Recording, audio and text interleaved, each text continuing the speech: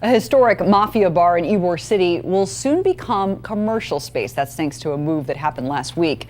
More than 100 years ago, the building on 15th Street was an illegal casino, and then in 1988, it was destroyed in a fire. So last week, it was decided it will become a community asset.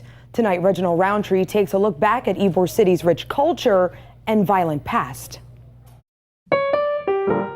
Early 1900s Ybor City, a bustling, thriving area of Tampa. Thousands of immigrants working long hours in factories, trying to get a piece of the American dream. Organized crime and Tampa and Ybor City, they all grew up together. Rodney Kite Powell from the Tampa History Museum says Anglos ran organized crime at this time, and this man was the man behind it, Charlie Wall.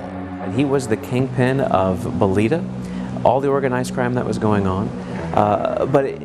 Prohibition really made all these things grow so much. Kite Powell says Wall had his hands in everything. Bootleg liquor, prostitution, and gambling, especially Bolita, a type of lottery popular back then in this area.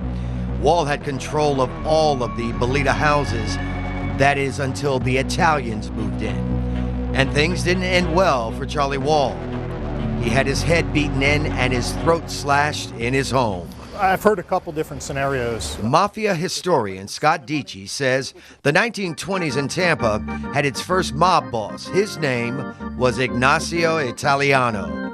He says the Italians wanted a piece of the action in Ybor City, and that led to bloodshed in the streets. And this was basically his base of operations from the 50s and through the 1960s. I talked with Dici in front of an once iconic Bolita house called the Yellow House. Dici says it was run by another reputed mobster, Augustine Primo Lazzetta. And he was considered by local, state, federal law enforcement to be one of the top organized crime figures in the city of Tampa. As you look at the Yellow House, it's just a shell of what it used to be. Tattered walls, original pieces of flooring. But looking on the inside makes you think, if only the walls could talk. The gun battles back and forth through Ybor and West Tampa. Dici, the author of the book Cigar City Mafia, put together years of research about mob figures across the country.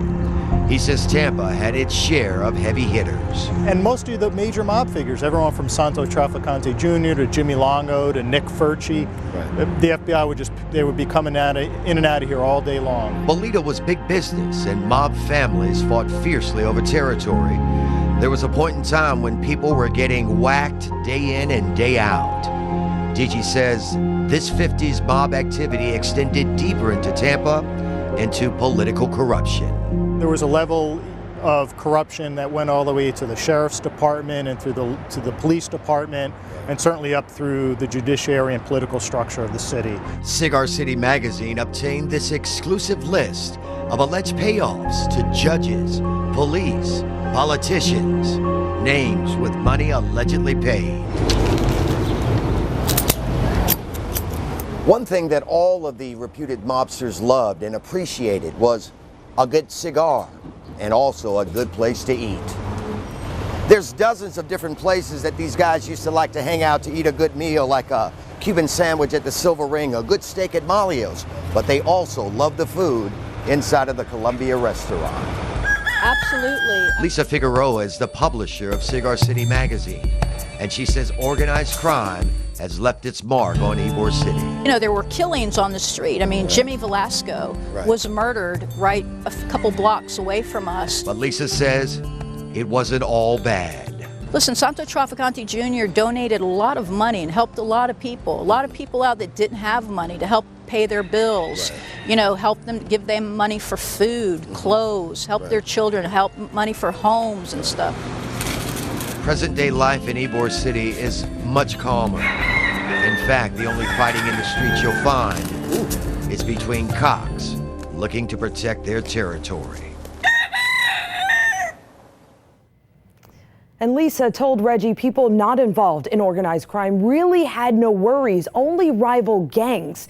In fact, mobsters were known to keep the peace in their neighborhoods, and things like robberies or kids being abducted never happened because people knew where they lived and what would happen.